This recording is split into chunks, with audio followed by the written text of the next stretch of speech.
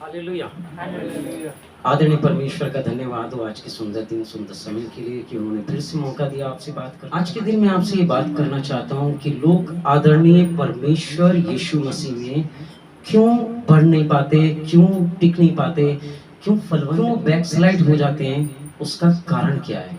आइए देखते हैं परमेश्वर का वचन मत्ती की पुस्तक 13 अध्याय और उसकी 4 पंक्ति से हम पढ़ और उसको हम देखेंगे 8वीं पंक्ति तक।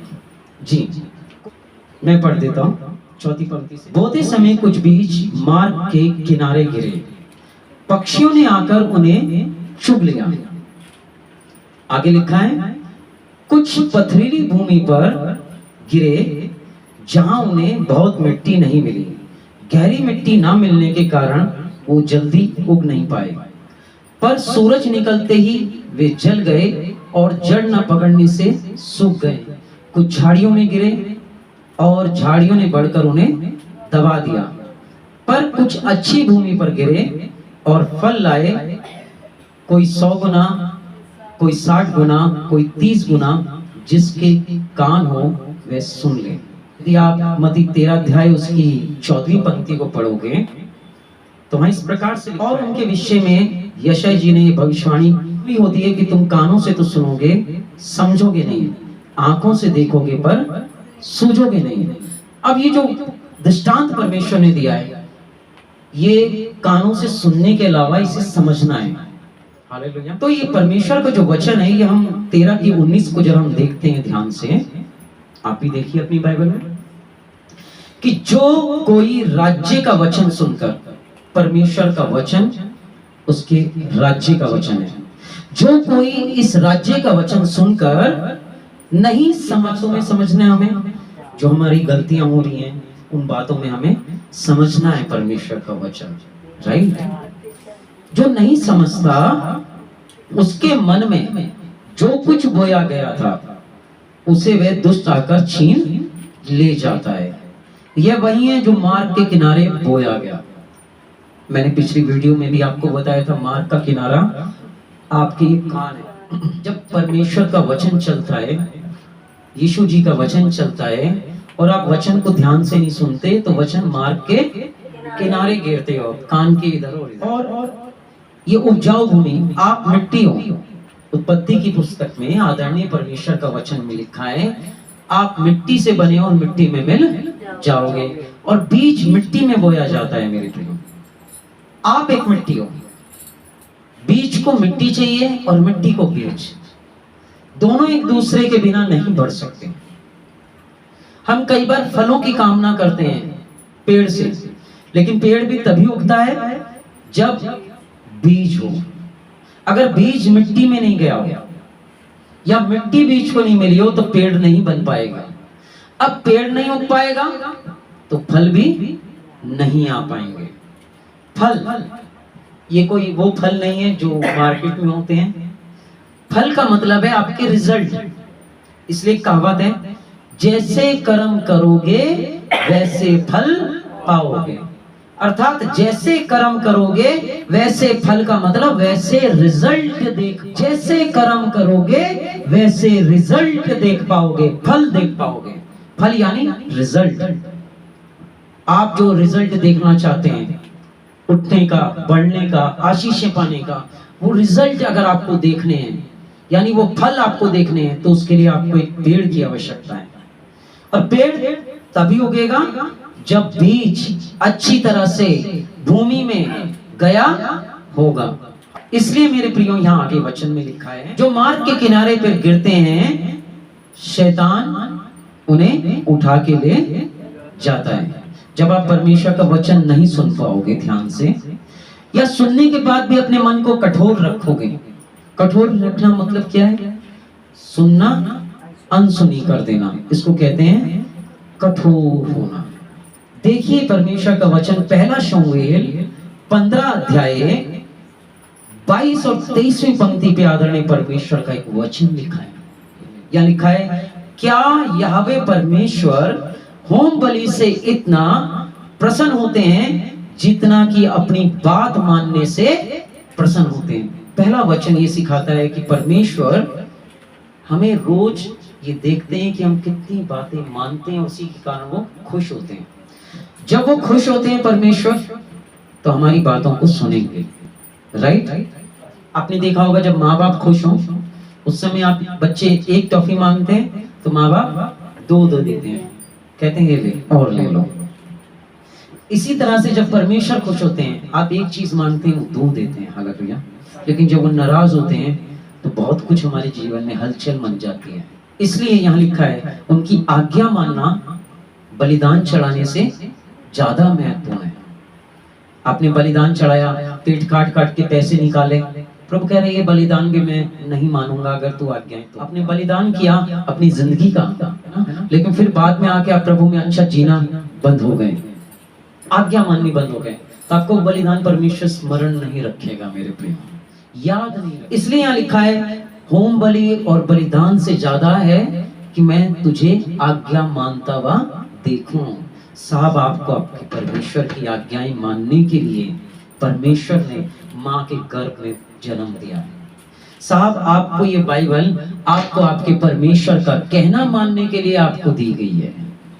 इसके बदले में परमेश्वर आपको कीमतें भी चुकाता है। हालेलुया। अभिषेक में चलना, प्रभु में चलना के लिए आपको कीमतें चुकानी होंगी, आज्ञाओं को मानने की कीमतें हैं। इसलिए मेरे प्रियो, आदरणीय परमेश्वर के हम वचन में हम देखते हैं, पहला शमूएल 15:23 पे भी एक और वचन लिखा है कि देख, बलवा करना और भावी कहलाने वालों से पूछना एक ही समान पाप है। हठ करना मूर्तों और ग्रह देवताओं की पूजा करने के बराबर है। यदि आप हठ करते हैं, आज वचन के अनुसार जिंदगी नहीं जी रहे हैं, आप भीड़ बन गए हैं, पास्टर आपको कह रहे हैं आप नहीं सुनना चाह रहे हैं, आप हट कर रहे हैं, तो बाइबल कहती है कि आप मूर्ति पूजक के पाप में, और इन दिनों परमेश्वर फिर आपको ब्लेस नहीं कर पाएगा। आज का जो संदेश मैं आपको देना चाहता हूं वो यही है मेरे प्रियो, कि लोग क्यों प्रभु को छोड़ जाते हैं, क्यों बैकसाइड हो जाते हैं, क्यों प्रभु में मजबूत नहीं हो पाते हैं। जब आप परमेश्वर में हट कर का जीवन जिएंगे, आप प्रभु में मजबूत नहीं रह पाएंगे। या तो आपका मनमाना जीवन जीने के कारण आपके जीवन से आपका परमेश्वर आपको छोड़ के चला जाएगा, या फिर आपका बाइबल का मानने के कारण आपका परमेश्वर आपकी जिंदगी में लौट के आ जाएगा। फैसला आपको करना है मेरे भाइयों और बहनों। या तो आपको आपका परमेश्वर इस वचन के कहना मानने के कारण आपकी जिंदगी में आ जाएगा और आपकी पग पग पे मदद करेगा, या फिर आपका परमेश्वर आपके जीवन में बातें ना मानने के कारण आपके जीवन से चला नहीं जाएगा। रोमियो की पुस्तक में लिखा है ये वचन, परमेश्वर ने उनको उनकी अभिलाषाओं के अनुसार छोड़ दिया। अगर आप चाहते हैं कि आपके घर में केवल बाइबल रहे और आपके मुंह में केवल दुआ के शब्द रहें और परमेश्वर यीशु मसीह नाम की कोई शक्ति आपके घर में ना रहे, तो आप इस वचन का हट करना, वचन का कहना नहीं मानना, आप देखेंगे प्रभु की उपस्थिति आपको महसूस ही नहीं होगी। कभी आपको महसूस ही नहीं होगा कि वो परमेश्वर आपके इर्द गिर्द है और आपके जीवन को संचालित कर रहा है। आपको कभी नहीं पता चल पाएगा कि आपका परमेश्वर आपकी रक्षा करने के लिए आपकी राहों में भी खड़ा है। आप उसकी मौजूदगी महसूस नहीं कर पाओगे। हम आगे देखते हैं मत्ती की पुस्तक 13 अध्याय पे हम लौट और 20वीं पंक्ति पे। जी, जो पथरीली भूमि पे बोया गया वे यह है जो वचन सुनकर तुरंत आनंद के साथ मान लेते हैं। पथरीली भूमि, ऐसा व्यक्ति जो प्रभु पे विश्वास करना नहीं चाहता था, कठोर मन था, लेकिन फिर भी उसने कर लिया और खुश होकर, यहाँ पे लिखा है तुरंत, या लिखा है तुरंत आनंद से मान लेता है वचन। तुरंत, उस समय तो मान लेता है, लेकिन बाद में वो मानना बंद कर देते हैं लोग, क्योंकि उनके मन पता कैसे थे, कठोर, इसलिए बैकस्लाइड हो जाते हैं। परमेश्वर में वो चल नहीं पाते, प्रार्थनाओं में नहीं उनका जीवन अच्छा होता, बाइबल पढ़ने के लिए परमेश्वर का वचन अच्छा उनका जीवन नहीं होता, खुदा के कार्यों को नहीं बढ़ा पाते, खुदा उनके जीवन से चला जाता है। यदि आप ये नहीं चाहते अपने मन को हट में लाना बंद कर दें, कठोर करना बंद कर दें। कठोर में आप तुरंत तो मान लेते हैं, लेकिन आपके मन में हट होता है। पत्थर के अंदर बीज नहीं बोया जाता भाई, उगा के देखना कभी कभी। इसके लिए अच्छी मिट्टी चाहिए, आपका अच्छा कैरेक्टर चाहिए, आपका अच्छा जीवन चाहिए, प्रभु के लिए सुनने के कान चाहिए, वचन ग्रहण करने के लिए मन चाहिए, और उसके लिए जीने के लिए भावनाएं चाहिए। इसको कहते हैं पथरीली भूमि नहीं, उपजाऊ भूमि। तो यहाँ लिखा है मेरे प्रियो कि परमेश्वर देखते हैं कि जो पथरीली भूमि पे बोया गया, यह वह है जो वचन चर्च में आके तुरंत आनंद के साथ मान लेते हैं, तुरंत आनंद के साथ। अभी आप चर्च में बोलो परमेश्वर आपको ये साल आशीषित करने वाला है, तुरंत मान लेंगे। अभी आप बोलो परमेश्वर आपको आज गाड़ी देने वाला है, बैंक देने वाला है, बैंक बैलेंस देने वाला है, नौकरी देने वाला है, तुरंत मान लेते हैं, क्योंकि ये लगता है उन्हें आशीष मिल रही है। जैसे आप आशीष पाने के लिए भूखे हो, परमेश्वर के श्राप भी पाने के लिए तैयार रहें, क्योंकि खुदावंद का केवल आशीष ही नहीं आती है आपकी जिंदगी में, श्राप भी आते हैं यदि आप खुदा के वचन से ना चलें। जैसे सिक्के में दो रूप होते हैं, हेड और टेल, इसी तरह से परमेश्वर का वचन है, आशीषें भी हैं तो श्राप भी हैं। यदि आप खुदा के वचन में चलते हैं तो ये आपके लिए ब्लेसिंग्स लेके आता है, यदि आप परमेश्वर यीशु के वचन में नहीं चलते हैं तो ये आपके लिए श्राप का कारण बन जाता है। मत्ती की पुस्तक 13 अध्याय 21वीं पंक्ति पे पढ़ने जा रहा हूं आपके लिए। पर अपने मन में अपने जड़ ना रखने के कारण, वे थोड़े ही दिन का है, जड़ अपने में जड़ ना रखने के कारण। अब किन बातों की जड़?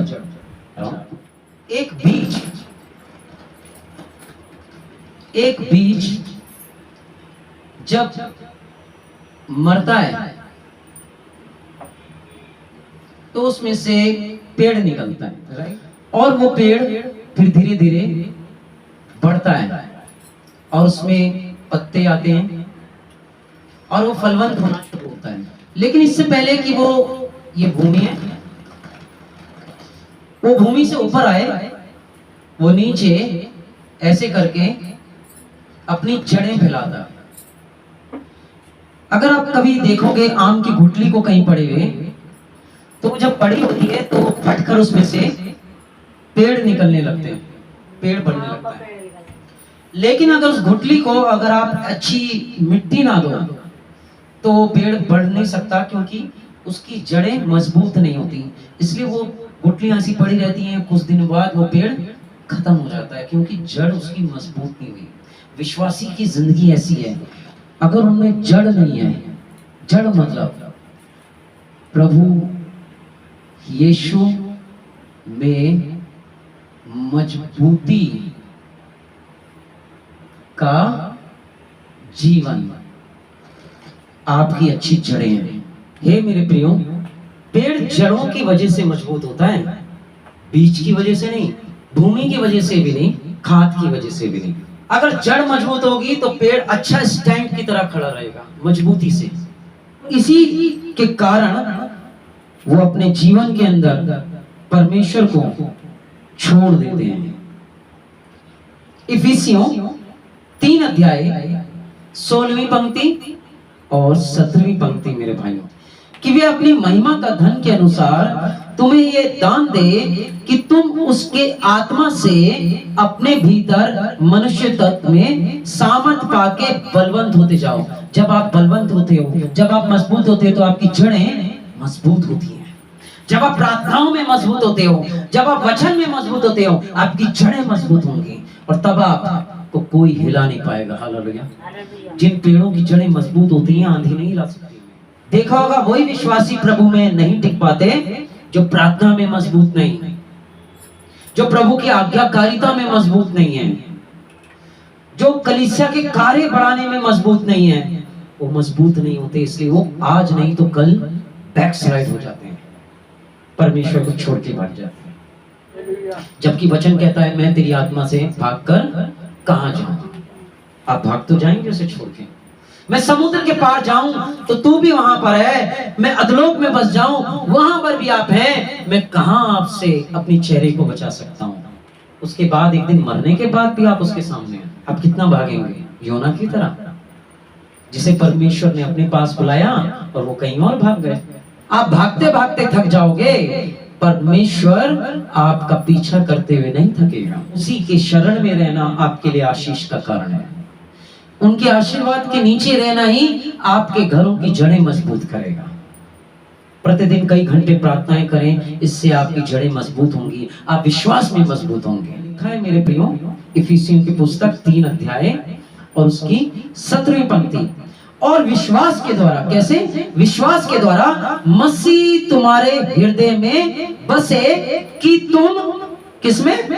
प्रेम में जड़ लिखा है, फिर से जड़, प्रेम में जड़ पकड़ के और नींव डाल के पवित्र लोगों के साथ, यानी अच्छे विश्वासियों के साथ आपकी संगति हो ताकि आपकी जड़ें मजबूत हो। अच्छे पास्टरों के साथ आपकी संगति हो ताकि आपके विश्वास मजबूत हो। यदि आपका विश्वास मजबूत होगा तो आपको आपके सवालों के जवाब मिलेंगे कि परमेश्वर मेरी प्रार्थनाओं का जवाब क्यों नहीं दे रहे, क्यों परमेश्वर ने आज मुझे तना छोड़ रखा है, क्यों आज परमेश्वर मेरी सुनते हैं, कब मेरी परमेश्वर मैं पुकारता हूं वो जवाब देते हैं और कब वो जवाब नहीं देते, क्योंकि लिखा है हर बातों का एक समय है। प्रार्थनाओं की भी एक शर्तें हैं मेरे भाइयों। प्रार्थना हर कंडीशन में नहीं सुनी जाती। पहला तो शर्त लिखी है यूहन्ना 15 अध्याय में, यदि तुम मुझ में बने रहो, मेरी बातें तुम में बनी रहें, तो जो चाहे मांगो।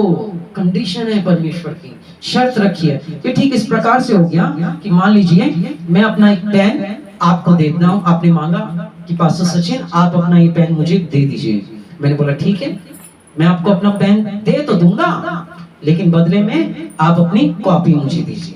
कंडीशन है, आपको ये पेन तब मिलेगा जब आपकी कॉपी मेरे पास आ जाएगी, आप मेरा पेन ले लीजिए। कंडीशन है। आदरणीय यीशु ने कंडीशन रखी है, यदि आप मुझ में बने रहो, मेरी बातें आप में बनी रहें, जो चाहे मांगो मैं आपके लिए दूंगा। आप जो चाहते हो परमेश्वर आपके लिए करेगा तब। लेकिन यदि आप उसकी बातों में नहीं बने रहते हैं, उसकी बातों में बने रहने का मतलब जो इसमें लिखा है इसके अनुसार आप जीवन नहीं बिता रहे, इसके अनुसार आपका कैरेक्टर नहीं है, इसके अनुसार आपके व्यवहार नहीं है, तो आपकी जड़ें मजबूत नहीं है। आज नहीं तो कल आप बैकस्लाइड हो जाओगे, आप प्रभु में मजबूती से नहीं पढ़ पाओगे। एक आंधी आएगी और आपको घेर देगी, दुखों की आंधियां आएंगी, जैसे बीमारियों की आंधियां आएंगी, जैसे कलेशों की आंधियां आएंगी, आप गिर जाओगे, आप मजबूती से नहीं खड़े रह पाओगे। उस समय जो कलेश होंगे आपकी जिंदगी में, जो दुख होंगे आपकी जिंदगी में, वो आपकी जड़ की वजह से आप खड़े रह पाओगे, झेल पाओगे उन समस्याओं को, उन बड़ी बड़ी हवाओं को आप सहन कर पाओगे। जड़ें कैसे मजबूत होती हैं? जब आप प्रार्थना में मजबूत होंगे। कई घंटे आप प्रार्थना में बिताते हो, खुदावंत को बोला करो मेरे भाई बहनों, मुझे प्रार्थना करने का मन दे परमेश्वर, मुझे प्रार्थनाओं का जीवन दे मेरे परमेश्वर, मुझे बाइबल पढ़ने का मौका दे परमेश्वर, मैं इसके साथ संगति कर पाऊं। कई घंटे आपके साथ, इसके साथ समय बिताना, यीशु के साथ समय बिताना है। अगर आप कहते हो मैं यीशु के साथ समय बिताता हूं, तो कोई भी व्यक्ति बिना बाइबल पढ़े परमेश्वर यीशु राजा के साथ समय नहीं बिता सकता, क्योंकि यीशु वचन है, आदि में वचन था, वचन परमेश्वर के साथ था, यूहन्ना 1:1, और परमेश्वर ही वचन है, और ये वचन ही मां मरियम के गर्भ में देह धारण करके आया। ये वचन ही जिसे आप पढ़ना नहीं चाहते, जिसे आप खोलना नहीं चाहते, जिसके साथ समय बिताना नहीं चाहते, यही यीशु मसीह राजा है। शारीरिक रूप में, आत्मिक रूप में, जिसे आप जानते हो, ये वचन ही यीशु राजा है। इस वचन ने ही मां मरियम के गर्भ में देह धारण की। यदि आप इस वचन को नहीं पढ़ते तो आप परमेश्वर को नहीं पढ़ते, उसे पढ़ना नहीं जानोगे परमेश्वर को, उसका हार्ट क्या है, उसका मर्म क्या है, उनके दिल में क्या है। संत मोसेस ने एक दिन कहा, हे परमेश्वर आप अपने दिल का मर्म मुझे बताएं, आप अपनी गति बताएं, मुझे बताएं, मैं आपको जानना चाहता हूं, आपके विचारों को, आपकी ताकतों को, आपकी सोचों को, आपके नजरियों को, आपकी गति को। वचन की परमेश्वर के वचन में आपके हृदय में वो बसे कि आप जड़ पकड़ के, नींव डाल के, जड़ों की जो नींव होती है वो डालकर तुम सब पवित्र लोगों के साथ भली भांति समझने की शक्ति पाओ कि उस यीशु की चौड़ाई, उसकी लंबाई, उसकी ऊंचाई और उसकी गहराई कितनी है, ये जान लो। इस वचन को पढ़ के ही आप उसकी गहराई जान सकते हो कि परमेश्वर कितना गहरा है। हालेलुया। परमेश्वर कितना विशाल है, चौड़ा है। आप इस वचन को समझे बिना उसकी विशालता नहीं समझ सकते हो। हाय, मत्ती की पुस्तक 13 अध्याय पे 13 की 21वीं पंक्ति, पर अपने मन में, मत्ती की पुस्तक 13 अध्याय 21वीं पंक्ति, पर अपने मन में, यानी जड़ आपकी कहाँ होनी चाहिए? मन में। मन यहाँ नहीं है, यहाँ हार्ट है, यहाँ दिल है, मन नहीं है। मन कहते हैं कॉन्शियस को। मन सोचता है, दिल सोचता नहीं है, दिल धड़कता है। दिल का काम कभी डॉक्टर से पूछना, सोचने का नहीं होता, धड़कने का होता है। धक धक धक धक धक नहीं आपकी। ये निर्णय नहीं लेता है, ये निर्णय लेता है कॉन्शियस, आपका मन यहाँ है। तो यहाँ आपका वचन मजबूती से आपके दिमाग में आएगा। यहाँ परमेश्वर के वचन दिमाग में आपको याद रहे, मन में मजबूत रहो परमेश्वर के वचन से। जैसे कि आपको लग जाए कि घर के अंदर झगड़ा हो रहा है और आपको उस पे जवाब देना है झगड़े पे, तो अचानक अगर आप वचन में मजबूत हो, जड़ आपकी मजबूत है परमेश्वर में, फट से वचन याद आएगा, किसी को किसी पे दोष देने का अधिकार हो, एक दूसरे की सह लो। आपको नीति वचन याद आएगा, झगड़ा तो बांध में छेद के समान है, उचित ये है कि बढ़ने से पहले ही उसे छोड़ दें। झगड़ा जितना बढ़ेगा उतना नुकसान। हालेलुया। कई लोग पुरानी बातें लेके आते हैं, झगड़े हो जाते हैं उससे, और पुरानी बातें याद करते हैं। मैं आपको बताऊं, पुरानी बातें मिट्टी हैं। क्या है? मिट्टी। कभी डॉगी को देखा होगा आपने, ऐसे करके मिट्टी खोदता है। आप जितनी भी मिट्टी खोदोगे क्या निकलेगी? मिट्टी। पुरानी बातें जितनी भी आप बोलो, मेरे साथ ऐसा घटा, ऐसा हो गया, उसने ऐसा किया, मिट्टी खोदोगे मिट्टी निकलेगी। प्रभु कहते हैं मैं नई बातों की ओर दौड़ चलता हूं। अभी पुरानी बातें बीत गई। पुरानी बातें याद करके शैतान आपको परमेश्वर में बढ़ने से रोकेगा। पुरानी बातें याद करके परमेश्वर आपके जख्मों को हरा रखेगा। पुरानी बातें याद करके परमेश्वर आपके नाम में आपको शैतान लोगों को क्षमा नहीं करने देगा, और पुरानी बातें याद करके प्रभु में आपको शैतान बढ़ने नहीं देगा। पुरानी बातें भूल जाओ। Hallelujah, hallelujah. इसलिए यहाँ लिखा है अपने मन में जड़ न रखने के कारण वचन से मजबूत हो, प्रार्थनाओं से यहाँ मजबूत रहो। यहाँ जड़ आपकी मजबूत होगी तो कोई आपको हिला नहीं पाएगा। बुरी परिस्थिति में भी, दुख की घड़ी में भी संत अय्यूब यहाँ से मजबूत थे। इसलिए जब उन पे इतने कष्ट आ गए तो भी उनकी पत्नी ने उन्हें बोला अब तो आप श्राप दो। उनके मित्रों ने बोला, लेकिन उन्होंने कुछ भी नहीं बोला परमेश्वर के प्रति। हालेलुया। वो वचन में कैसे थे? मजबूत। इसलिए अपने मन में जड़ न रखने के कारण ऐसे लोग थोड़े ही दिन के हैं, यहाँ लिखा है थोड़े दिन के लिए चर्च में होते हैं। 1 साल, 5 साल, 10 साल, 15 साल, कोई 25 साल, कोई 35 साल तक टिकता है, थोड़े दिन के लिए। लेकिन वचन क्या कहता है? जो अंत तक धीरज धरेगा, अंत तक चर्च में रहेगा, अंत तक परमेश्वर के साथ इस वचन का कहना मानेगा, मैं उसका उद्धार करूंगा हर एक समस्याओं से, हर एक परेशानियों से। आमीन। अंत तक प्रभु आपको आशीष दे। ये तालियां मेरे लिए नहीं, मेरे पिता के लिए। हालेलुया। ये उसकी कलाम के लिए है। इसलिए यहाँ मजबूत रहो। खाली समय में गाने गाओ, खाली समय में गाने गाओ। खाली समय रखोगे तो एक कहावत लोग कहते हैं, सुनी होगी, खाली घर शैतान का। खाली बैठोगे भिखार की बातें आएंगी। छोटे बेटे ने क्या किया आपके साथ, वो बातें याद आएंगी। बड़े बेटे ने क्या किया, ये बातें याद आएंगी। बेटा कैसे व्यवहार कर रहा है, ये बातें आएंगी। बहू कैसे व्यवहार कर रहा है, ये बातें आएंगी। और ये बातें जब आपके अंदर आएंगी तो परमेश्वर का कलाम क्या कहता है? किसी को किसी पे दोष देने का अधिकार एक दूसरे की सह लो। लेकिन आप उन बातों में खो रहे हैं, परमेश्वर का वचन छोड़ के उन बातों में खो रहे हैं, तब परमेश्वर आपका साथ नहीं देगा। झगड़े को आप बढ़ाने की कोशिश नहीं करते हो। छोटी छोटी वजहें ऐसी दिमाग में सोचोगे तो ये बातें आपके अंदर पनपती चली जाएंगी, और एक दिन आपके घर में बूम झगड़ा ले आएगा। जितनी आपने रखोगे दिमाग में कुड़न, नफरत, घृणा, एक दिन ये झगड़े का रूप ले लेंगे। हाँ मेरे प्रियो, इसलिए चीजें बाहर निकालो। इसलिए मैं आपको याकूब की पुस्तक की ओर ले जा रहा हूं। संत याकूब परमेश्वर के वचन में क्या कहते हैं, 5 अध्याय 13वीं पंक्ति, कि यदि कोई दुखी हो तो वो प्रार्थना करे। जब आपकी जड़ मजबूत होगी तो आप इस वचन को याद रखोगे। लेकिन जब आप दुखी होते हो, चावल जल जाते हैं, सीटी ज्यादा लग गई, चावल जल गए, घर में आज पोछा नहीं लगा, फट से गुस्सा आ जाता है, दुखी हो गए। लेकिन यहाँ क्या लिखा है, यदि तुम में कोई दुखी हो तो क्या करे, प्रार्थना करे। लेकिन जब हम दुखी होते हैं तो हम कोसते हैं अपने आप को भी, दूसरों को भी।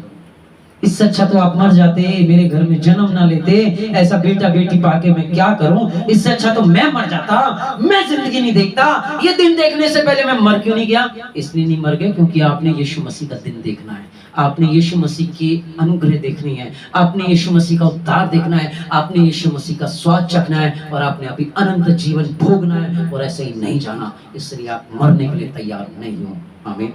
खुदा आपको जीवन देना चाहता है। आप कोसें अपने आप को, ना कोसें अपनी औलाद को, क्योंकि परमेश्वर आपको जीवन देना चाहता है। आमीन। वचन कहता है यदि तुम में कोई दुखी हो तो वो प्रार्थना करे। आपको प्रार्थना करनी है, प्रभु चावल जल गए, परमेश्वर मेरी हिम्मत बने आप कि मैं और नई चावल बना सकूं। आमीन। हालेलुया। जली तो गए हैं यार, और बन जाएंगे। लेकिन जो झगड़ा आप अपने घर में उस चावलों के कारण कर रहे हो, वो जो माहौल क्रिएट होगा, वो कई सालों तक उसका असर आपके घर में रहेगा। उसके कारण रिश्ते टूट जाएंगे, हस्बैंड वाइफ में दूरियां आ जाएंगी, पिता और पुत्र में दूरियां आ जाएंगी उन झगड़ों की वजह से। छोटी छोटी बातें ना, हम कई बार झगड़ते नहीं है, लेकिन छोटी छोटी मुद्दे बना लेते हैं घर में झगड़ने के लिए। जिंदगी कितनी छोटी है ना, 100 साल की है जिंदगी, इतनी छोटी है मेरे प्रियो, उसमें हम ऐसे मुद्दे क्यों ले आते हैं जिससे और भी झगड़े जड़ पकड़ो, मजबूत हो प्रभु में। ऐसे झगड़ों को अपने घर में, छोटी छोटी चीजों को जन्म लेने से पहले ही, अर्थात झगड़ों को जन्म मत लेने दो। कौन झगड़ता है? मैं कहता हूं जो सबसे पहले मुंह खोलता है ना, वो झगड़ता है। हाँ मेरे प्रियो, जिसने घर के अंदर सबसे पहले पोछे के लिए गालियां देनी शुरू करी, अपशब्द बोलने शुरू किए, चावल के लिए अपशब्द शुरू किए, घर के अंदर बुराई करनी शुरू करी, वो था सबसे पहला क्रिएटर, झगड़े को देने वाला, झगड़े की शुरुआत करने वाला।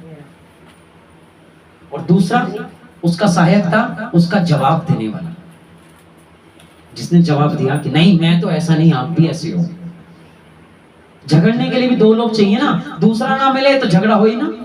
लोग कहते हैं सामने वाला व्यक्ति मेरे को पास्टर जी गाली दे रहा है, मैं कह रहा हूं अगर आप गेट पे ना खड़े हो तो वो कितनी गालियां देगा, 1 2 3 4 5 6। आप दरवाजा बंद करो और अंदर बैठ जाओ। पता है गोलियत ने क्या कहा दाऊद जी को देखकर? कहने लगे आपको वचन पता है, मैं बस बांट रहा हूं आपसे, मैं क्या कुत्ता हूं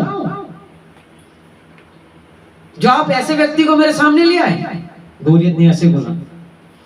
जब आप दरवाजा बंद करोगे ना, उसके मन में भी विचार आएगा मैं कुत्ता हूं, मैं बोलते जा रहा हूं, भौंकते जा रहा हूं, कुछ नहीं प्रतिक्रिया दे रहा।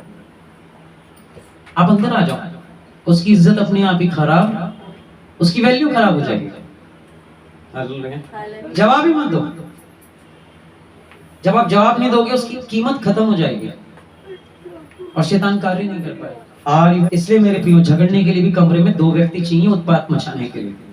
पहली पत्नी, दूसरा पति, दोनों एक साथ हो जाए तो वाह भाई वाह, झगड़े का क्या कहना। हालेलुया। झगड़ा फिर चरम स्तर पे, और फिर उसके बाद हम पासवानों पे जाते हैं और बोलते हैं पास्टर जी आज सुबह हम आ रहे थे कलीसिया में, झगड़ा हो गया इसलिए नहीं आए। आपने परमेश्वर का वचन त्यागा, आप परमेश्वर में मजबूत नहीं थे, आपकी जड़ें मजबूत नहीं थी। यानी वचन जितना पढ़ोगे उतनी आपकी जड़ें मजबूत होंगी। आपका वचन आपको स्मरण दिलाएगा कि ऐसी परिस्थिति में मुझे परमेश्वर का कलाम क्या कहता है, कि मैं झगड़े को त्याग दूं या झगड़ा मचाऊं। झगड़ा वहीं होगा जहां परमेश्वर का वचन याद नहीं होगा। मन में लिखा है जड़ पकड़ो, राइट। यदि तुम में कोई दुखी हो तो प्रार्थना करें, और खुश हो तो। लेकिन हमारे गाने कौन से होते हैं? आज मैं ऊपर आसमान नीचे, आज मैं आगे जमाना है पीछे। क्षमा करना भाइयों, तुम्हें जान बताने के लिए ये बात बाठी है। हालेलुया। खुदा के गाले गाओ, खुदा के कलाम गाओ, हो तेरी स्तुति, हो तेरी आराधना। आनंद में ये गाने गाओ, बेमतलब में भी गा रहे हो तो उसी की स्तुति होगी। आमीन। इसके कारण स्वर्गदूत आपके कमरे में लहराएंगे, वर्शिप करेंगे आपके साथ जुड़ के, और खुदा की कई लोग आपके कमरे में होंगे। आप सोचोगे मैं अकेला हूँ, लेकिन बहुत सारे एंजल उतर आएंगे आपके कमरे में आपके पिता की महिमा करने के लिए। वो आपके साथ सम्मिलित होकर वर्शिप कर रहे होंगे। आपको लग रहा होगा मैं अकेले गीत गा रहा हूँ अपने पिता के। आपको क्या पता नहीं, पिता के एंजल्स पिता का वचन सुनने के लिए भूखे रहते हैं। किसी ने मुझे पूछा कि परमेश्वर के नाम में ये बताइए स्वर्गदूतों का भोजन क्या है? परमेश्वर का कलाम एंजल्स का भोजन है। उसकी आराधना स्तुति एंजलों की भोजन है। परमेश्वर की महिमा एंजल्स का भोजन है। इससे वो पेट भरते हैं। हालेलुया। कलाम में लिखा है एक जगह, जिसे मत्ती की पुस्तक, क्योंकि हम आगे बढ़ने की ओर हैं, 13 अध्याय 21वीं पंक्ति, अपने मन में जड़ न रखने के कारण ऐसे लोग थोड़े ही दिन के विश्वास में होते हैं, और जब वचन के कारण, किसके कारण? वचन के कारण जब उनकी जिंदगी में क्या होता है, यहाँ लिखा है कलेश और उपद्रव होता है। वचन के कारण कलेश। हाँ, परिवार में हो सकता है कोई विश्वास करता हो और एक ना करता हो। पिता विश्वास करते हो, बेटा विश्वास करता हो, लेकिन बहू विश्वास ना करती हो, और पिता और बेटा चर्च में चले गए हो और पत्नी घर के अंदर झगड़ा मचाई। आज इस वचन के कारण क्या हो गया? अगर वचन में मजबूत हो गए तो कलेशों में भी आप मजबूती से खड़े रहोगे, क्योंकि आपकी जड़ें मजबूत हैं यीशु में। वचन याद है आपको। यदि आप चाहते हो कि परमेश्वर आपके सामने रहे, तो जितना ज्यादा आपके अंदर परमेश्वर का वचन है, उतना ही ज्यादा आपके अंदर परमेश्वर है, क्योंकि वचन ही परमेश्वर है। जितना ज्यादा आपके अंदर परमेश्वर का वचन याद रहता है, उतना ज्यादा आपके अंदर यीशु है। अर्थात हर परिस्थिति में आप परमेश्वर के वचन से जिंदगी बिता रहे हो, इसको कहते हैं याद रखना। अगर आपको सारे वचन यहाँ याद है और कलेश के समय पे आप वचन त्याग देते हो, तो ऐसे वचन याद रखने का क्या फायदा? यदि आप सारे वचन याद रखते हो और आपके अंदर कुड़कुड़ाहट आती है और आपको वचन कोई सुधरने के लिए बताता है, कोई पास्टर आपको सुधरने के लिए बताता है, लेकिन फिर भी आपके अंदर ईर्ष्या पैदा हो रही है वचन सुनने के बाद, तो आपको वचन कितने भी याद हो, इस वचन को जड़ रखने का अर्थ यह है कि उस परिस्थिति में आपको वचन क्या कहता है वैसे आप स्टेप उठाओ कि हाँ मुझे ये काम करना है, मुझे बुरा नहीं मानना, ये वचन मुझे भलाई के लिए दिया गया है, मैं कुड़ क्यों रहा हूँ, ये किस प्रकार की आत्मा है जो मुझे कुड़न पैदा कर रही है, ये वचन तो मुझे बदलने के लिए दिया जा रहा है, लेकिन मेरे अंदर द्वेष क्यों आ रहा है? इसका मतलब मैं ठीक रीति से परमेश्वर के पास नहीं होंगे, इसलिए लोग वचन में स्थिर नहीं रहते और लौट के चले जाते हैं। लेकिन जिनकी जड़ें मजबूत होंगी, जो खूब प्रार्थनाएं करते होंगे, जो वचन को खूब घंटे पढ़ते होंगे, रात और सुबह 2 टाइम जरूर पढ़कर परमेश्वर के कलाम को अपना जीवन बिताते होंगे, ये कलाम पढ़े बिना घर के बाहर नहीं जाते होंगे, ताकि कोई अनिष्ट उनके साथ ना घटे, उनके साथ कोई अनिष्ट ना घटे। जब आप ये वचन पढ़ के जाओगे, बड़ी से बड़ी विपदाएं टल जाएंगी मेरे भाइयों, बड़ी से बड़ी, और लोग आपके घर में आएंगे क्रोध के साथ, लेकिन वचन में लिखा है 7 मार्ग से आपको पीठ दिखा के भागेंगे। हालेलुया। आपका खुदा उनके लिए उनका सामना करने के लिए खड़ा होगा। लेकिन आपकी जड़ें मजबूत नहीं होंगी तो खुदा का कलाम क्या, उसके स्वर्गदूत भी आपके कमरे में ऐसे ही खड़े रहेंगे, क्योंकि हमने अभी पढ़ा कि वो पिता का मुंह देखते रहते हैं कि कब परमेश्वर की ओर से इशारा आए और कब मैं मदद के हाथ बढ़ाऊं। हालेलुया। आप परमेश्वर के एंजल्स के हाथ बांध देते हो, प्रभु में मजबूत ना हो, आप उस स्वर्गदूतों के हाथ बांध। आइए हम परमेश्वर के वचन में देखते हैं 18 अध्याय मत्ती की पुस्तक 11वीं पंक्ति पे लिखा है, हर एक विश्वासी को प्रभु का एक स्वर्गदूत दिया गया है। जिस यीशु के बारे में मैं बात कर रहा हूं मेरे भाई बहनों, यदि आप अन्य जाति हैं या यीशु पे नया विश्वास करना शुरू किए हैं, वो आपके घर को खराब करने नहीं, आपके घर को बचाने आए, लेकिन तब बचाएंगे जब आप विश्वास के साथ ये जीवन भी ऐसे ही जिए जैसे बाइबल में लिखी है, जैसे बाइबल में लिखा है। देखो तुम इन छोटों में से किसी को तुच्छ न जानना, मत्ती 18:11, क्योंकि मैं तुमसे सच कहता हूं कि स्वर्ग में उनके दूत मेरे स्वर्गीय पिता का मुंह सदा देखते हैं। एंजल्स पिता का मुंह देखते हैं कि कब स्वर्ग से इशारा हो कि परमेश्वर ने चंगाई देना चाहते हैं, स्वर्ग से इशारा होता है और आपका एंजल्स आपके सर पे हाथ रखता है चंगाई के लिए। पास्टर ऐसे छूता है, पास्टर के साथ साथ परमेश्वर का हाथ भी चंगाई के लिए आता है। आपके घर के अंदर आप प्रभु से बोलते हैं, छू मेरे परमेश्वर, आज मैं आपके लिए प्रार्थना हूं, मैं आपके लिए भूखा हूं, तरस रहा हूं। प्रभु का हाथ आपकी ओर आता है, वो आपको छूता है और तब एंजल्स का हाथ आपकी तरफ आता है, परमेश्वर की ओर से आता है। इसलिए मेरे प्रिय, प्रभु में क्या होना है? आपको मजबूत, आपकी जड़ें मजबूत हो। पेड़ अगर आप विश्वास में मजबूत हो तो कोई आपके कितने कान भर रहे, आप कलीसिया को नहीं छोड़ पाएंगे। अगर आप परमेश्वर के वचन में मजबूत हो तो कोई आपके मन में कितनी ईर्ष्या डाल ले, आपके मन में प्रेम का दरिया बहता चला जाएगा और कुड़न कभी नहीं जन्म ले पाएगी। मेरे भाइयों, वचन के कारण कलेश उपद्रव होता है। वचन के कारण कई लोगों की नौकरियां चली जाती हैं, चर्च आने छोड़ देते हैं। मालिक ने डांट दिया क्योंकि पिछले संडे वो गए थे चर्च, वचन के कारण आज मालिक उनसे झगड़ता है। लेकिन अगर आप वचन पे स्टैंड रहेंगे, वचन के कारण पूरी दुनिया को दुश्मन बना लेना मेरे प्रियो। ये वचन ही आपको एक दिन इतनी सामर्थ देगा कि जो दुनिया आज आपके अगेंस्ट में, वही दुनिया आपके सजदे में गिर जाएगी, वही दुनिया आपको सलाम करेगी, वही दुनिया आपको उठते हुए देखेगी और वही दुनिया आपकी झलक पाने के लिए तरसेगी। यकीन मानना, आपको परमेश्वर ऐसी ऊंचाइयों पर उठा के ले जाएगा।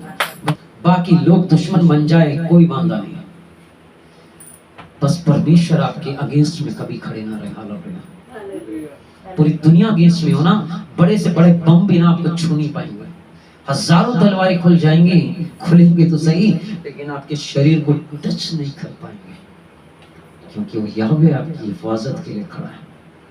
इसलिए तो इस्राएलियों ने बोला, अगर यहोवा हमारे साथ होता तो ये विपदा हम पर नहीं आती। अगर वो आपके साथ है, बड़ी से बड़ी विपदाओं का मुंह बदल देगा वो मेरे प्रियो। बड़े से बड़े विपदाओं को वो आपके घरों में आने से रुख मोड़ देगा। इसलिए इस वचन के कारण जब लोगों के कलेश होता है, वचन के कारण अगर आप में कलेश हो तो इसे आनंद की बात मानना। कहते हैं वचन मैंने सुनाया पास्टर जी, मुझे गाली देने लगे मेरे रिश्तेदार। मैंने वचन सुनाया, मेरे रिश्तेदारों ने मुझे बोला कल मत आना। वचन के कारण अगर उपद्रव हो तो भाई मेरे मत्ती की पुस्तक पढ़ो, लिखा है आनंद मनाना, क्योंकि स्वर्ग में तुम्हारे लिए बड़ा प्रतिफल है। और आप बैठ के रो रहे हैं, साहब मेरे रिश्तेदार मुझे छोड़ गए तो छोड़ गए। हेवन आपका रिश्तेदार बन गया है, स्वर्ग आपका रिश्तेदार है, कलीसियाएं आपके रिश्तेदार हैं, और प्रभु परमेश्वर यावे यीशु मसीह आदरणीय पवित्र आत्मा आपका रिश्तेदार है। अब इन रिश्तों के आगे मैं समझता हूँ पिता पुत्र पवित्र आत्मा के रिश्ते के आगे शायद कोई रिश्ते की जरूरत नहीं पड़ेगी आपको। ये रिश्ता इतना मजबूत है कि आपको कभी तना नहीं छोड़ेगा। केवल इस रिश्ते की केयर करना, इस रिश्ते को टूटने मत देना, अपने व्यवहारों से, अपने चाल चलन से, अपनी बातों से और अपनी आज्ञाकारिता के कारण आप परमेश्वर से अच्छा रिश्ता बना पाओगे। हट पे मत चलना। आमीन। जो झाड़ियों में बोए गए वे ये हैं जो वचन सुनते हैं, आते हैं कलीसिया में, फट से सुनते हैं, उन्हें वचन से मतलब नहीं होता, चंगाई से होता है, चमत्कारों से होता है। ये झाड़ी में गिरे हुए बीज हैं जो फट से वचन सुनते हैं, चमत्कारों के लिए आते हैं और इस संसार की चिंता कि यार आज भी चर्च चले गए तो कमाएंगे क्या, संसार की चिंता। तो आपको क्या काम करना है? जब आप यीशु को मानते हो तो अपनी जड़ें मजबूत रखनी है और संसार की चिंता करनी छोड़ देनी है। क्या खाऊंगा, क्या पहनूंगा, क्या पीऊंगा, परमेश्वर यीशु मसीह की चिंता करता है। कहता है देखो अगर तुम चिंता करते हो तो झाड़ियों को देखो, घास को देखो। मैं उसका उदाहरण आपको दिखाता हूँ। प्रभु यीशु ने बोला कि घास को तुम देखो, उन्हें भी मैं रोज कपड़े पहनाता हूँ, लिखा है। यदि मैं उनकी चिंता करता हूँ, डेली उन्हें कपड़े पहनाते हैं, यानी हरा रंग होता है उन पे, पत्ती के ऊपर हरा रंग होता है कपड़े। यदि मैं उनका ख्याल करता हूं तो प्रभु ने आपकी तुलना उनके साथ करी कि तुम्हारी ख्याल में उनसे कितना बेहतर रखूंगा। बस एक काम करो, मेरा ख्याल रखो। परमेश्वर ने बोला मुझ में मजबूत बनो। लेकिन संसार की चिंताएं जब आप ज्यादा संसार में घुसोगे, ज्यादा टीवी देखोगे, ज्यादा बेकार की चीजें देखोगे, ज्यादा व्यर्थ व्यक्तियों की चीजों में बैठोगे, ज्यादा परमेश्वर का वचन न पढ़ने वालों के लोगों के बीच में बैठोगे, आप संसारिक होते चले जाओगे। हाँ, आप झूठ बोलने वाले लोगों के बीच में बैठना शुरू करो, चुगली लगाने वालों के लोगों के बीच में बैठना शुरू करो। 1 महीना बैठो साथ, आप बहुत अच्छी दुआएं करते हो, बहुत अच्छी प्रार्थनाएं करते हो, आप 1 महीना बैठो, अगले महीने आप भी चुगलखोर बन जाओगे खुद ही। आप भी झूठ बोलना शुरू कर दोगे, आपको पता ही नहीं चलेगा कब निकल रहा है। संगति, इसलिए प्रभु ने बोला है जो प्रभु के साथ संगति करता है वो एक तन हो जाता है, एक आत्मा हो जाता है यीशु के साथ, और यीशु के जैसा आत्मा में बन जाता है। इस वचन के साथ संगति रखो, ये आपको मजबूत रखेगा और कलेशों के सामने समय आपको स्थिर करेगा। ये वचन टूटने नहीं देगा। बीमारी में आपको संकट में अति सहज से निकाल लेगा, पता भी नहीं चलेगा। अति सहज से रिपोर्टें बदल जाएंगी आपकी, अति सहज से। अभी कठिनाई लग रही है ना कि कैसे बदलेंगी, वचन में मजबूत हो भाइयों, अति सहज से निकालेगा ये परमेश्वर का वचन आपको आपकी परिस्थिति से। आमीन आमीन। संसार की चिंता और धन का धोखा, पैसे कमाने के चक्कर में हम चर्च को छोड़ देते हैं, पैसे कमाने के चक्कर में हमें ऑटो मिलता है, परमेश्वर हमें ऑटो देता है, हम गवाही देते हैं चर्च में, हमें परमेश्वर ने ऑटो दिया। अब इस ऑटो के चक्कर में पास्टर जी को हम बोलते हैं, पास्टर जी हम क्यों नहीं आए, तो हम बोलते हैं पास्टर जी वो आज ना ऑटो में ज्यादा सवारी थी, मैं ना यमुना पार था। क्या बात है भाई, प्रभु भी सर पे हाथ रख के बोलता होगा अच्छा ऑटो दिया है इसको, अच्छा रिक्शा दिया है मैंने इस भाई को, अच्छी नौकरी दी है, इस नौकरी के चक्कर में तो इसने मुझे समय देना बंद कर दिया, इस ऑटो के चक्कर में इसने मुझे समय देना बंद कर दिया। जब ऑटो नहीं था तो चर्च में आता था, नौकरी नहीं थी तो बैठता था, वेला था ना बैठता था। यानी ये जॉब ही आपको आपके परमेश्वर से दूर करने का कारण हो गई। इसलिए परमेश्वर कई बार ना बहुत सोच समझ के किसी को जॉब पे बैठाता है। लोग वादे तो करते हैं कि बैठूंगा तुझे स्थान दूंगा, लेकिन बैठते ही अपनी प्रतिज्ञाएं भूल जाते हैं, मुंह की वाचा। इसलिए हाँ कि हाँ, नहीं कि नहीं हो। सोच समझ के खुदा से वादा करिएगा, निभा सको तभी करना, निभा सको तभी बाइबल बैठाना। इसलिए लिखा है मेरे प्रियो, पैसे का धोखा, पैसे की वजह से हम कलीसिया में नहीं आते हैं। आपको याद है पुरानी कलीसिया क्या करती थी, हाय रोज ऊपर से मन्ना पैसा बटोरने के लिए चली जाती थी, मन्ना गिरता था हेवन से। आज्ञा क्या थी, 6 दिन में गिरेगा तुम उठाना मन्ना, और 7वें दिन तुम कुछ मत उठाना। लेकिन लोग 7वें दिन भी जॉब पे चले जाते थे मन्ना उठाने के लिए, लेकिन बाइबल में कहा जब 7वें दिन जाते थे उठाने और मन्ने को घर लेके आते थे, मन्ने में कीड़े पड़ जाते थे। आप प्रभु यीशु मसीह की कलीसिया छोड़कर, आप वचन छोड़ के जिस भी काम में लगे पड़े ना भाई बहनों, म्याट कर लेना। ऐसे लोगों को देखा होगा आपने। आप जब कलीसिया छोड़कर, आप अपने परमेश्वर को छोड़ के आप कमाने की धुन में लगोगे, आप चर्च त्याग दोगे, पैसे के पीछे भागोगे, याद रखना एक दिन परमेश्वर आपको जब छोड़ देगा ना तो पैसा भी आपके पास नहीं रहेगा, क्योंकि पैसा साफ आपका पीछा नहीं करता, पैसा यावे के पीछे आता है। जहां यावे जाता है, जहां यीशु जाता है, वहां पैसा जाता है। जहां भाग्य वहां जाता है, जहां यीशु जाता है। जहां यीशु होगा वहां किस्मत भी पीछे पीछे आएगी, जहां यीशु होगा वहां पैसा भी पीछे पीछे आएगा, जहां यीशु होगा सौभाग्य भी वहां पर पीछे पीछे आएगा, जहां यीशु होगा चंगाई भी पीछे पीछे आएगी। जहां यीशु होगा, जहां यीशु नहीं वहीं चीजें भी भाग जाएंगी। अगर आपके घर में यीशु नहीं, आपके जीवन में यीशु नहीं, आप यीशु के लिए पैसे को छोड़ नहीं सकते। नौकरी अगर आई एक दिन नहीं कमाया, दूसरे दिन कमा लेना मेरे भाइयों। प्रभु क्या 6 दिन में आपको 7वें दिन की भरपाई पूरी नहीं कर सकता? कर सकता है, वो परमेश्वर है। लेकिन 7वें दिन का मन्ना कमाने के लिए जवाब लाते हो, प्रभु आपके पैसे को ना हवा में उड़ा देगा। कमाओगे तो सही, हॉस्पिटल में निकल जाएगा, एक ही झटके में एक ऑपरेशन में निकल जाता है मेरे भाइयों। अदालतों में चले जाते हैं लोगों के, उन्हीं के हाथों से परमेश्वर पैसा खर्च करा देते हैं और घर में फलते हैं। कई लोग कहते हैं कि भाई बहुत कमाया लेकिन जमा नहीं कर पाए। कमाए मैंने लाखों करोड़ों, लेकिन बैंक में कभी जमा नहीं कर पाया। प्रभु ने उसको कमाने का न्योता दिया, लेकिन जमा करने का उसे आशीष नहीं दिया। इसलिए धन के धोखे में मत आना, क्योंकि धन आपको आपके परमेश्वर से दूर कर सकता है। बाइबल में लिखा एक जगह, धन सब बुराइयों की जड़ है।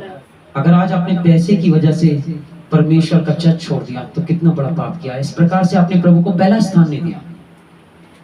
आप कैसे विश्वासी हैं फिर मेरे प्रियो? इसलिए झाड़ियों में तो कहीं आप नहीं जी रहे। आगे लिखा है 23 मत्ती 13:23, जो अच्छी भूमि पे बोया गया है, जो वचन सुनकर समझता है। पहली बात तो सुनता नहीं है, पहली लाइन है समझता है। जब समझेगा तो याद भी रहेगा, लेकिन केवल सुनेगा और समझेगा नहीं तो याद नहीं रहेगा। हालेलुया। समझने के लिए सुनना ध्यान से पड़ता है। इसलिए बनाने में लिखा है, सुने हुए वचन से लोगों को इसलिए फायदा नहीं होता क्योंकि सुना हुआ वचन विश्वास के साथ उनके कानों से मन में नहीं बैठता, इसलिए वो इसका फायदा नहीं उठा पाते, परमेश्वर के वचन से आशीष नहीं ले पाते। कई लोग कहते हैं आज मेरे घर में पास्टर जी मैं तो प्रार्थना नहीं भी करता तो भी मेरे घर में टीवी आया, फ्रिज आया, कूलर आया, एसी आया है, कई सामान आए हैं मेरे घर में। तो मैं आपको बताऊं ये परमेश्वर ने नहीं दिया भाई, आप जो चर्च में कई बार गवाहियां दे रहे हैं। हैरान हो, बोल रहे हो परमेश्वर के जन क्या बोल रहे हो आप? हाँ, कोई भी ऐसी आशीष परमेश्वर नहीं देगा। ऐसा टीवी, अगर ये टीवी पॉर्न के लिए इस्तेमाल हो रहा है, गंदी चीजों को देखने के लिए इस्तेमाल हो रहा है, नाटक देखने के लिए इस्तेमाल हो रहा है, और आप नाटकों में खोए हो और सत्संग का आपने त्याग कर दिया है, कभी कभी चर्च में जाते हो, कभी कभी वचन सुनने जाते हो, तो ये टीवी मैं नहीं समझता परमेश्वर ने आपको दिया है। जो गाड़ी आपको परमिशन दी है, अगर वो कलीसिया के लिए इस्तेमाल नहीं हो रही, लोगों की महिमा के लिए इस्तेमाल नहीं हो रही, लोगों के फायदे के लिए इस्तेमाल नहीं हो रही, परमेश्वर की कलीसिया के लिए इस्तेमाल नहीं हो रही, प्रभु के कार्यों के लिए इस्तेमाल नहीं हो रही, तो ये गाड़ी परमेश्वर ने आपको नहीं दी, शैतान ने दी आपको। कोई भी चीज परमेश्वर ऐसी नहीं देगा जिसकी वजह से आप परमेश्वर से दूर हो जाओ। याद रखिएगा, अगर वो आपका वॉलेट में पैसे देगा तो आपको प्रभु में बढ़ने के लिए देगा। अगर वो आपको मोबाइल देगा तो खुदावंद में बढ़ने के लिए देगा, ताकि वो मोबाइल प्रार्थनाओं के लिए इस्तेमाल हो, दुआ के लिए इस्तेमाल हो, वचन देखने के लिए इस्तेमाल हो, किसी की मुसीबतें दूर करने के लिए इस्तेमाल हो। खुदा कोई ऐसी चीज आपको नहीं दे सकता है जिसकी वजह से आप खुदा से दूर हो जाओ। अगर जो चीज आपको खुदा से दूर ले जा रही है और उसकी गवाही आप चर्च में दे रहे हो, तो वो खुदा की ओर से नहीं आई, वो डीमन की ओर से आई है। प्रभु अपने इस कलाम पे आप सबको आशीर्वाद दें, बहुत ब्लेस करें, बहुत आशीषें दें अगर आप वचन से जी रहे हैं मेरे प्रिय। धन्यवाद परमेश्वर यीशु का कि उन्होंने आज फिर से मुझे एक मौका दिया आपके समक्ष बातचीत करने का। मेरे प्रियो, यदि आपके पास कोई पास्टर नहीं है, कोई अगवा नहीं है, कोई प्रार्थना करने के लिए कोई प्रभु के दास नहीं है, और आप चाहते हैं कि हमारी मीटिंग्स आपके पास हों और आप चाहते हैं कि हम आपको संदेश सुनाएं, आपके लिए प्रार्थना करें, तो मेरे नंबर नीचे डिस्क्रिप्शन में लिखे होंगे, आप वहाँ पे संपर्क करें। मेरे फेसबुक के बारे में आपको वहाँ पे बताया गया होगा, आप उसके द्वारा भी मुझे मैसेज कर सकते हैं। मेरे व्हाट्सएप नंबर उसमें नीचे दिए गए हैं, आप हमसे संपर्क कर सकते हैं। मैं बड़े आनंद के साथ आपके लिए प्रार्थना करना चाहूँगा। केवल रविवार के दिन मैं आपसे संपर्क नहीं कर पाऊंगा क्योंकि मैं कलीसिया में होता हूँ और मेरा फोन उस समय व्यस्त होता है परमेश्वर के कार्यों के लिए। तो आप मंडे से लेकर शनिवार तक मुझे फोन कर सकते हैं, और हो सके तो सुबह 11 बजे के बाद मुझे कॉल करें, क्योंकि उससे पहले मैं कुछ बिजी होता हूँ और उसके बाद मैं आपके लिए अवेलेबल रहूँगा। मैं आनंद से आपके लिए खर्च होना चाहूँगा, आनंद से यानी आपके लिए प्रार्थना करना चाहूँगा। प्रभु आपको आशीष दे, शालोम हो, प्रभु आपको सलामत रखे। जय